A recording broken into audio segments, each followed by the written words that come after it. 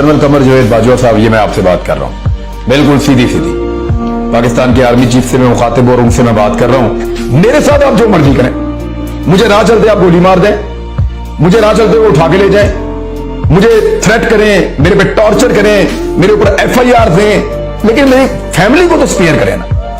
देखिए, हम फैमिली तक नहीं जाना चाहिए, रेड लाइन है। आप मेरी फैमिली तक ना जाए, मेरे बच्चों को, मेरे घर की खवातीन को हरासा मत करें, और मेरे वालिद साहब को एक ऐसी चीज के अंदर ना घसीटें जिसका कोई कानून से ही ताल्लुक नहीं है। वाइल्ड लाइफ वाले मुझे कॉल करते हैं, वो जी पूछ रहे हैं आपके बारे में कि आपके खिलाफ क्या किया जा सकता है, चीजें निकालें। वो शराफत बेचारा वो मेरे भाई की वजह से मुझे मिलने आता था।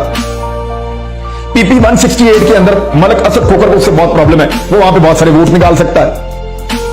उसको गिरफ्तार कर लिया डकैती के मुकदमे में, वो करोड़पति हैं वो लोग। 45,000 की डकैती में उसको गिरफ्तार कर लिया।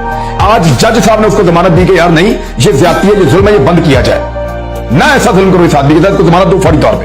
वो बेचारा जेल से बाहर निकला, CIA फिर पकड़ा, फिर पकड़ के उसको जाके फिर बंद कर दी। ये तो इंसाफ चल रहा है इस मुल्क में। यानी क्या करेंगे आप जुबान बंद करने के लिए? मैं फिर सारा कुछ बंद करके चुप करके बैठ जाऊं?